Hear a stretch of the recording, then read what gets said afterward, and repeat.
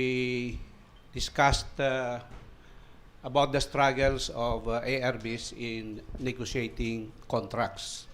You will notice that the initial contracts of the ARBs which we assisted then were grossly onerous and bad for the ARBs, but highly advantageous to the former landowner operators.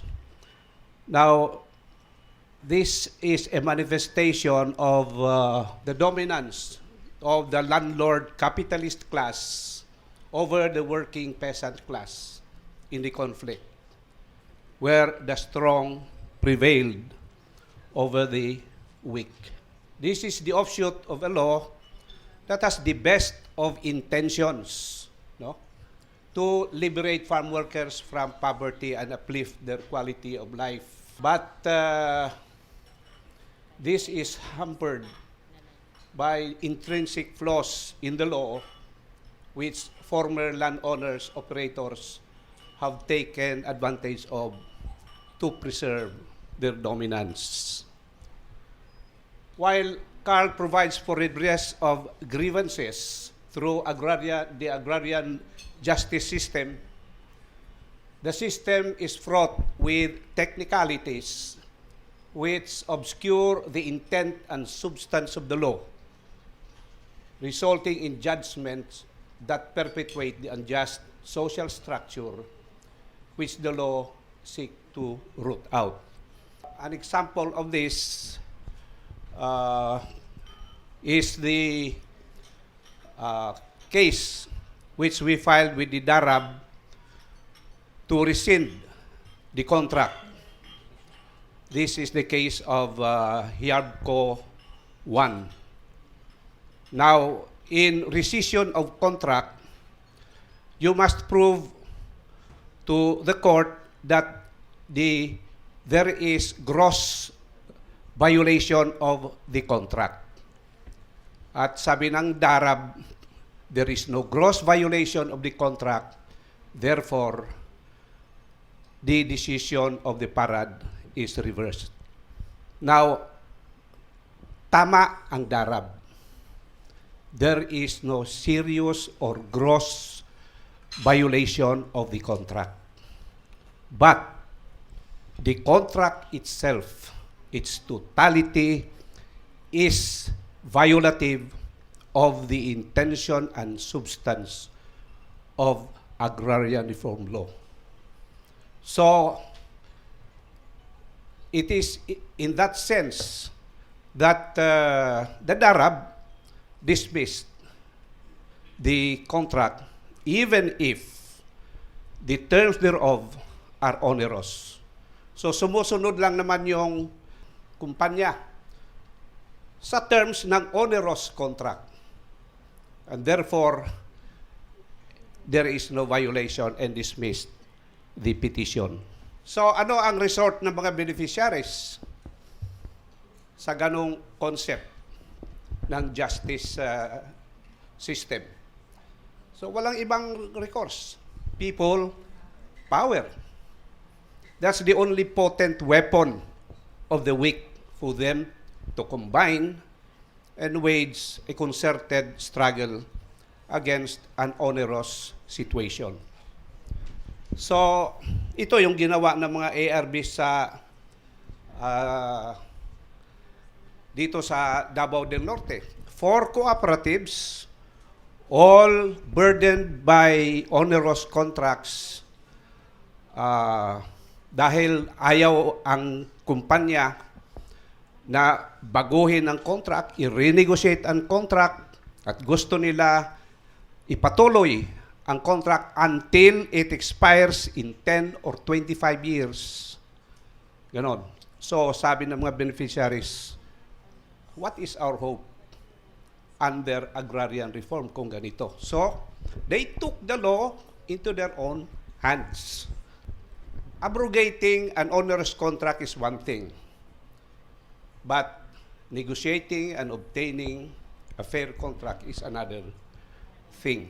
Here is where we need to internalize the essence of agribusiness venture agreements and the fundamentals of negotiations. First, the need for the ARBs, including their negotiators, to internalize the essence of an agreement. AVAs are not simply business agreements. As with relations between capital and labor, the relations between ARBs and former landowners operators are not merely contractual. They are so impressed with public interest that AVAs must yield to the common good, in which the conflicting interests of the parties are weighed on the scales of social justice, such that they must equally stand as partners in pursuing economic and social equity. And second is for the ARBs and the negotiators to possess the fundamentals in negotiating contracts. Hindi lang yung negotiator, kundi hasta mismo ang mga ARBs. Now, what are these fundamentals? One is ang commitment ng ARBs at negotiators to the objective of CARP. And I think in the implementation of the law, ito ang nasa-sidetrack, nami-miss ano yung objective ng CARP. And if you decide outside the objective of CARP, ang mangyari is you defeat the law, the intentions of the law. So, second, this pertains to the negotiators. How independent are we from internal and external interferences that defeat or compromise our commitment to the objective of CARP?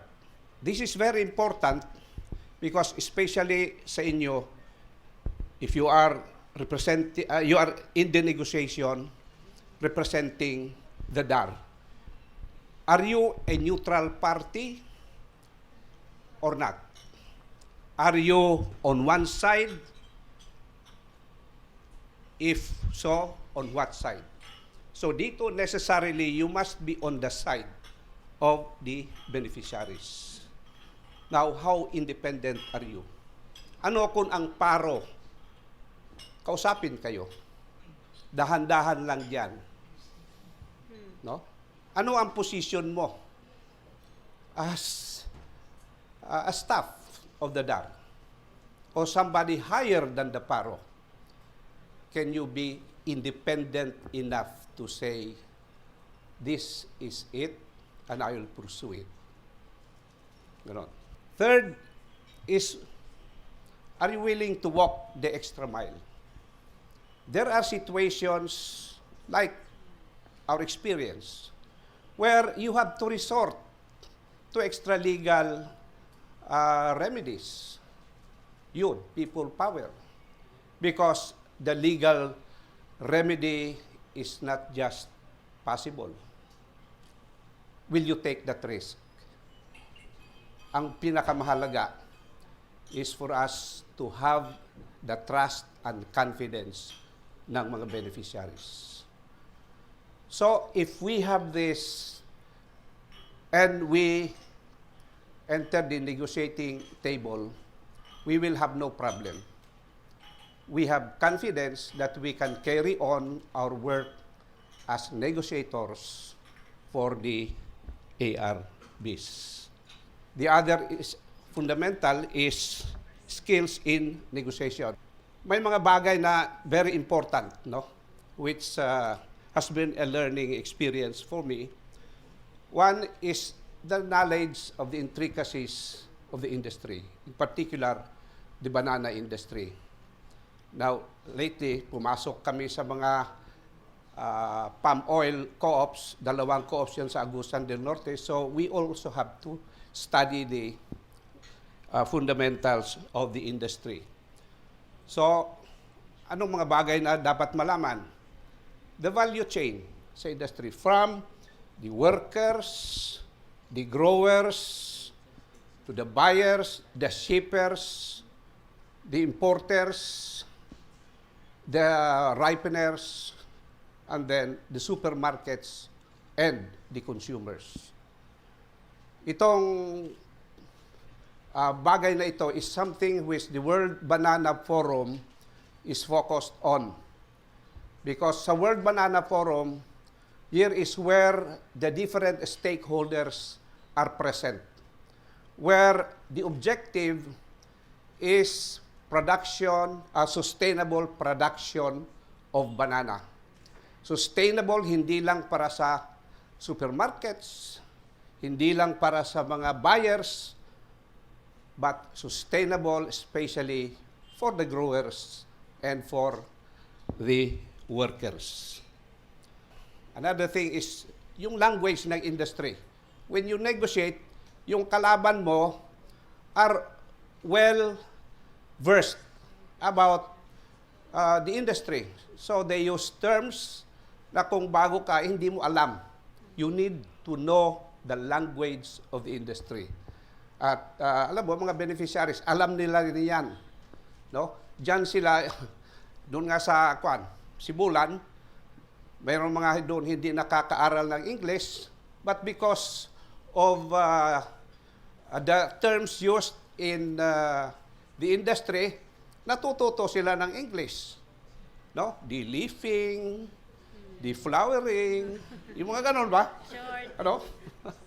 Alam mo, may pagka-sexist din ang terms na ginagamit sa banana industry. Mayroong condom, Laging short. no? Overdraft. Ha? Short overdraft. Oo, iba. Maraming terms, si Lily alam niya yan. And then, dapat alamin nyo rin, ano yung farm operations? Because may mga terms in the contract that speak of farm operations na kung hindi mo maintindihan, you may not be able to relate yourself effectively. And then, ano yung economics ng industry and the technology of the industry. Mahalaga ito. Because, for example, ang price or ang klaseng kontrata, what the ARBs, yung apat na tinulungan namin, yung unang kontrata nila Lily, was yung actually the subsidized growership contract. Now, sabi ng DOL, maganda itong kontrata as long as you have high productivity. But sa pinipresent nilang economics, the highest that the beneficiaries can earn per hectare per year is about 60,000 pesos. Whereas in a growership full FOB contract, the one that replaced the former contract, you can earn as high as more than 100,000 to 200,000 per hectare per year.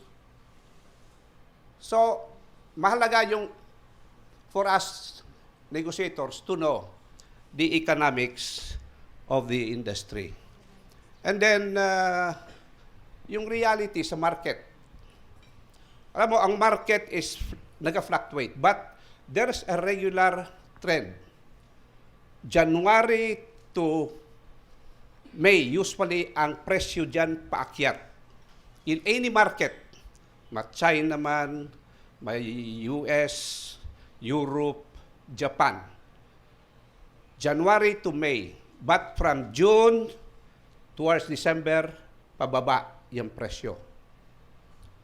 So, in the mass action which we launched sa co-ops, we chose December as the launching date. Because after December, January, February, March, April, May, pataas ang presyo. At kung may strike ka, hindi ka nag-deliver ng saging, you will miss a lot in the market. So that was one of the pressure tactics that we used, the timing of the negotiation. technical terms of the contract. And then you have to have a good negotiating skills and a good strategy and tactics. And then ito, know thyself and know your enemy. Alamin mo anong weaknesses and strengths nila at ikaw rin, alamin mo rin. So that you can, yes, use your strength to confound their weaknesses and iwasan mo yung weakness mo na ma-exploit nila.